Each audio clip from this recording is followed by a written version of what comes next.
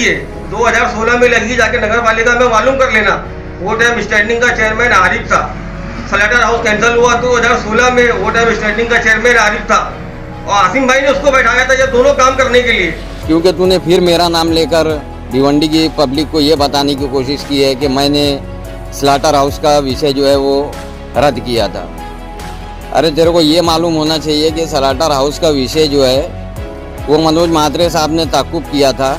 उसके बाद दोबारा वो मेरे वक्त में आया, मैंने उसको ताक़ुब किया और सारी पार्टियों की सहमति से वो ताक़ुब हुआ। जिस टाइम स्टैंडिंग चेयरमैन समाजवादी का था 30/3/2016 को वो विषय आया था, ये उसका पेपर है। जब हर गरीब आदमी के घर पे नल पट्टी ठोपी गई, जिसके घर में नल नहीं था उसको भी नल पट्टी भरना पड़ रहा है। और जब ये विषय आया तो इन लोगों को इस स्लैटर हाउस को जो अपन मतलब प्राइवेट कंपनी को दे रहे थे उनको ये ऑर्डर दे लेना चाहिए था, लेकिन इनका पता नहीं क्या मामला हुआ। हो सकता है कोई लेन देन का मामला था इनका। बहुत बड़ी कंपनी थी, अगर वो आ जाती तो आज स्लैटर हाउस बन गया होता और हमको हैरानी नहीं होती कत्ल खाने की। कि बराए मेहरबानी ये जो हमेशा तू कुत्ते के जैसा भौंकता है वो भौंकना बंद कर दे।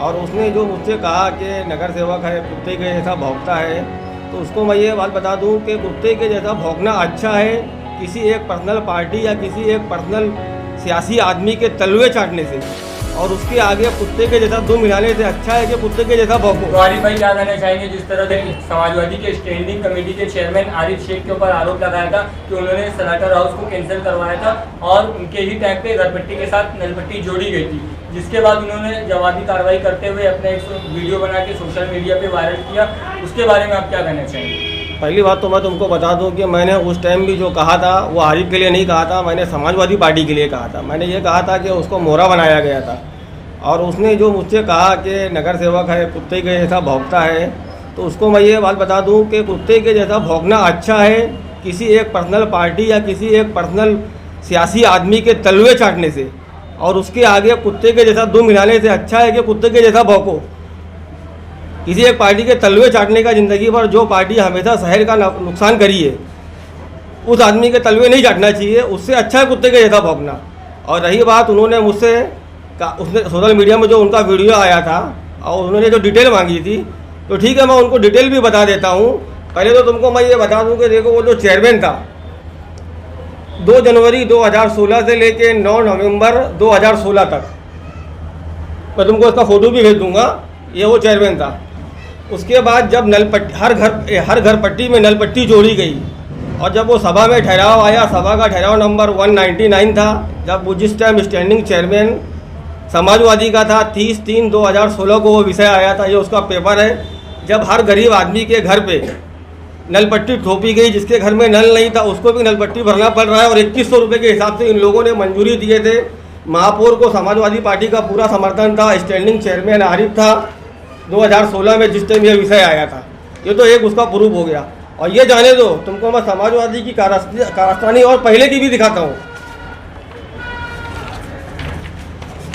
ये देखो ये सभा का ठहराव है 2008 का, जब गरीब आवाम 1000 रुपया घरपट्टी नलपट्टी भरती थी, वो टाइम समाजवादी का ही चेयरमैन था 2008 में वाजिद अली खान, जिसने उसको 1000 रुपये से 1500 रुपया किया था। और उसके बाद स्लैटर हाउस का मामला है। स्लैटर हाउस में जो विषय आया था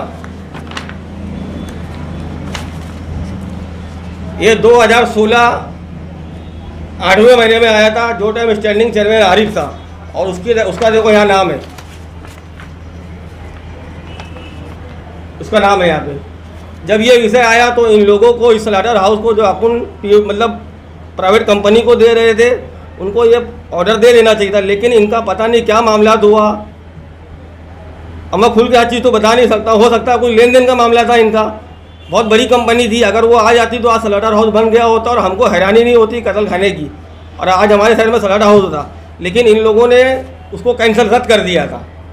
ये तीनों प्रूफ मैं उसको दिखा रहा हूँ, ये गलत है तो वो साबित कर देवे कि उन लोगों ने रद्द नहीं किया था क्या महासभा में स्टैंडिंग में, और चेयरमैन कौन था वो भी तुमको मैं दिखा दिया हूँ।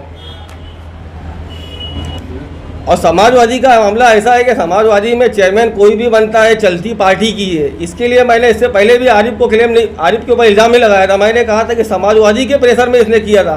शहर का सौदा हमेशा समाजवादी पार्टी करते आई है, और इससे पहले मैंने उसने मेरे को चैलेंज किया। अब मैं उसको चैलेंज करता हूं कि मेरे को वो समाजवादी पार्टी का 20 साल का 2017 से पहले 20 साल में समाजवादी पार्टी ने शहर के लिए क्या काम करी है वो दिखा देवे। 3 काम छोड़ के, समाजवादी ने तो 3 काम छड़ी है उसको छोड़ के। एक तो समाजवादी पार्टी ने नया हाई स्कूल बनाई है एकदम हाई फाई, एक उसके बाजू में कॉम्प्लेक्स बनाई है, और तीसरा एक अपनी ऑफिस बनाई है कुलार का गाड़ी में। ये 3 डेवलपमेंट समाजवादी का छोड़ के समाजवादी का कोई भी नेता 20 साल में समाजवादी ने क्या काम करी है और क्या डेवलप करी है और शहर को समाजवादी ने क्या दी है वो दिखा देवे। और अभी इतना सा मामला तुमको मैं दिखा रहा हूँ, हर जगह तुमको हर मामले में शहर के जो नुकसान हुआ है, शहर के आवाम का जो नुकसान हुआ है, तुमको हर जगह समाजवादी पार्टी का इन्वॉल्वमेंट मिलेगा। ये तो मैंने 3 मामला लाया है, तुमको मैं 50 मामला ऐसा दिखा दूंगा, हर मामले में तुमको समाजवादी का इन्वॉल्वमेंट दिखेगा। और उनके ये एमएलए अभी चुन कर आए हैं, ये इल्ज़ाम लगाते हैं दुनिया भर का नगर पालिका के ऊपर। इनको ये नहीं मालूम है कि 20 साल नगर पालिका समाजवादी के अंडर में चली है। समाजवादी ने जिसको चाहे महापौर बनाया है और इनके अंडर में चली है। तो तुम्हारे रहते हुए अगर बीएमसी नाकारा हुई तो तुम्हारे रहते हुए हुई है, और तुम इल्ज़ाम लगाते हो उनके ऊपर, काम नहीं करते नगर पालिका वाले। अभी इन्होंने बीच में एक प्रेस कॉन्फ्रेंस करी थी और कहा था कि मैंने एमएमआरडीए के रोड के लिए सब करवा दिया, नगर पालिका काम नहीं कर रही है। तुम्हारे एक रोड का ही काम नहीं कर रही, इससे पहले 14 रोड मंजूर हो गया है, काम चालू हो गया है, बहुत सा रोड कंप्लीट हो गया, सब नगर पालिका ने करी है। तो तुम अपना इल्ज़ाम दूसरे पे मत थोपा करो। अगर तुम नहीं ला पा रहे हो, तुम्हारी नाकामी है, तुम किसी और को जिम्मेदार मत ठहराओ। खाली एक तुम्हारे काम में अलंगा डालेगी। इससे पहले 14-18 रोड बन गया है, उसमें नगर पालिका ने अलंगा नहीं डाली, उसमें नगर पालिका ने काम नहीं करी। और ये बोलते हैं कि मैं ये रोड को ऐसा बनाऊंगा वैसा बनाऊंगा। अरे कैसा बनाओगे, जैसा बनता है वैसे ही बनेगा ना। तुम बोलते हो डिवाइडर रहेगा, लाइट रहेगी, गटर रहेगी। अरे उससे 3 साल पहले तो गायत्री नगर का रोड का काम चालू हुआ था, वो भी ऐसे ही बना था। तो जैसा वो बना है वैसे ये बनवा दो। ज़्यादा बड़ी बड़ी बात मत करो, लोगों को गुमराह मत करो, और अपने काम का टोकरा काम तो नहीं करते हो। हफ्ते में 2 दिन आओगे, क्या काम करोगे तुम? तुम्हारे एक लेटर के लिए लोगों को 1-1 महीना दौड़ना पड़ता है। तो अपने नाकामी का ठेकरा नगर पालिका में मत डालो। नगर पालिका काम नहीं कर रही है। इससे पहले स्टेट गवर्नमेंट ने 22 लोग की टीम भेजी थी नगर पालिका में, उनमें एक ये भी थे 18 लोगों की, उनमें एक एमएलए साहब भी थे।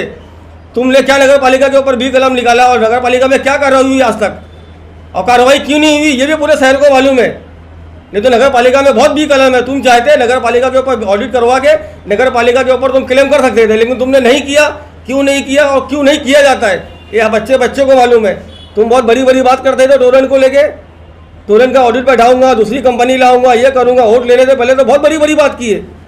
क्या हो गया, 2 साल हुआ।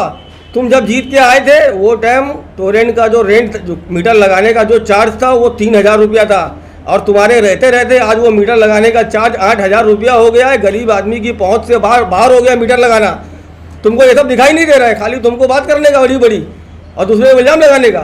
क्या किया तुमने टोरेंट को लेके? और असेंबली में खड़े रह के चिल्लाने से खाली कुछ नहीं होता है। वहाँ खड़े रह के चिल्लाने से काम होना चाहिए, और काम नहीं होता है तो सबको पता है कि क्या होता है। और रही बात असेंबली में, ये बोलते हैं कि मैं बोलता हूँ, इनके लोग चलाते हैं कि असेंबली में आवाज़ उठाते हैं। अरे तुम्हारे आवाज़ उठाने से होता क्या है काम?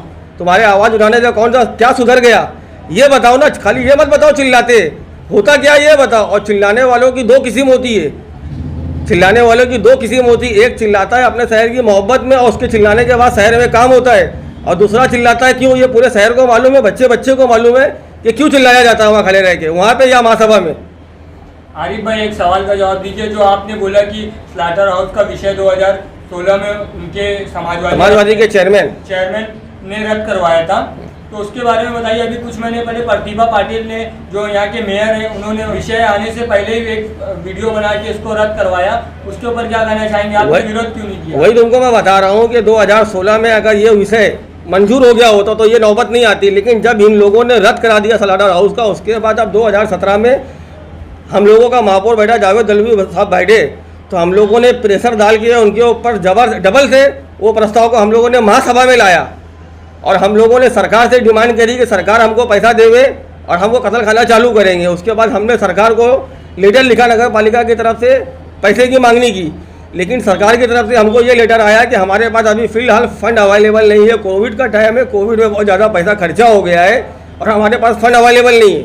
और नगर पालिका की हालत भी तुमको मालूम है कि नगर पालिका के पास भी फंड नहीं है। ये दोनों रीज़न की वजह से अभी ये पेंडिंग में रुका हुआ है। या तो स्टेट गवर्नमेंट हमको फंड देगी, या तो नगर पालिका के फंड से हम उस स्लाटर हाउस को बना के लेंगे।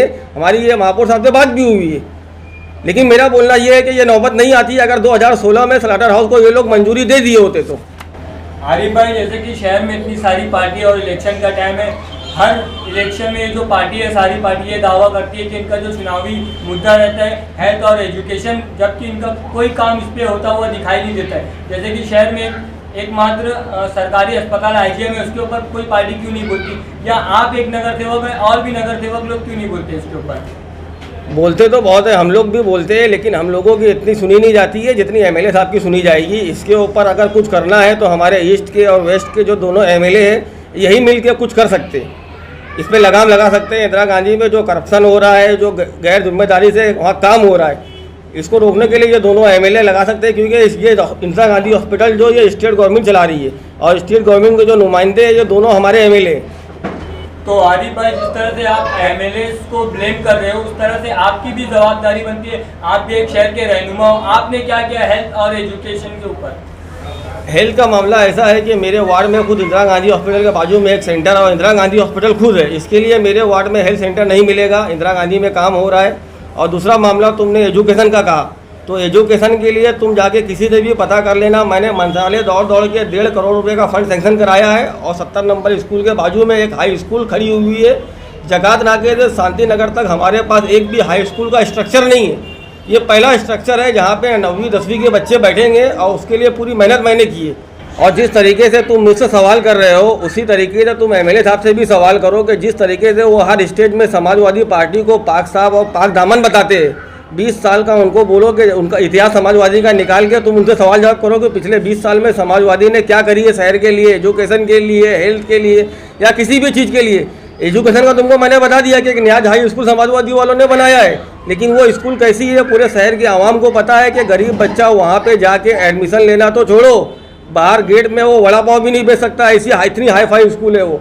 कुनार ऑफिस में इनकी एक एकदम हाई फाई ऑफिस है जहाँ एक गरीब आदमी जाने से पहले भी 10 बार सोचता है कि वहाँ जाऊँ कि नहीं जाऊँ। उसके बाद एक बाजू में कॉम्प्लेक्स है, वहाँ पे कोई फ्लैट लेने के लिए नॉर्मल आदमी की कैपेसिटी से बहुत ज़्यादा बाहर है। वो जो बनाए वहाँ पे कॉम्प्लेक्स वो किसी गरीब को नहीं दे रहे, वो खाली पैसे वाले को पैसा लेके वहाँ दे रहे, तो वो खाली धंधा कर रहे हैं इस शहर में। उन्होंने विकास के नाम पे कुछ नहीं किया, और किया है तो तुम जाके MLA साहब से पिछले 20 साल का विकास की बात करो, मुझे बताओ कि 20 साल में समाजवादी ने शहर में क्या विकास किया है। तो आरिफ भाई, जैसे कि हर बार आप नियाज हाई स्कूल की बात करते हो तो MLA साहब जो है एजुकेशन पे काम कर रहे हैं, वो एक शांति नगर में एक स्कूल नंबर 6 है जो कि वो गोद दिए, अभी 25 लाख की निधि वो दिए और उस पर काम चालू भी हो गया है। इससे विकास हो जाएगा 20-25 लाख से। वो जो स्कूल को उन्होंने गोद लिए 2 साल उन्होंने वहाँ पे एक ईंट तक नहीं रखा, और अब अपने फंड से 20-25 लाख, लेकिन अभी तो काम चालू है ना। अरे अपने फंड से अगर वो 20-25 लाख रुपया दिए तो ये बहुत बड़ी बात नहीं है। वो स्कूल उन्होंने गोद लिया है, बाकी शहर में ऐसी 100 स्कूल है, लेकिन उसके स्कूल गोद लेने के बाद भी अब जाके उन्होंने 2-2.5 साल के बाद 20-25 लाख रुपया दिया है, ये कोई कीमत नहीं रखता है। मेरे वार्ड में भी एक 70 और 85 नंबर स्कूल है, मैंने भी उस स्कूल के लिए नगर पालिका से 90 लाख रुपए का फंड सेंक्शन करवाया और अभी उसका कुछ दिन में काम चालू होने वाला है। मैंने ढिढोरा भी नहीं पीटा है। जिस तरीके से ये 25 लाख रुपये देके पूरे शहर में, और जो स्कूल को गोद लिए थे उसको 25 लाख रुपए देके पूरे शहर में ढिढोरा पीट रहे कि मैं एजुकेशन के लिए काम कर रहा हूँ, सर लोग को बुला रहे हैं, मीटिंग कर रहे हैं। 25 लाख में मैंने 90 लाख रुपए नगर पालिका से पास करा के लिया, ऑडिट करवाया, उसका सब काम करवाया, उसका टेंडर निकलवाया, उसको स्टैंडिंग में मंजूरी दिलवाया, और हो सकता है 1-2 महीने में उसका काम भी चालू हो जाएगा। मैंने तो कोई ढिढोरा नहीं पीछा। तो जिसको काम करना रहता है वो काम करता है, और जिसको झूठी क्रेडिट लेना रहता है वो ढिढोरा पीटता है।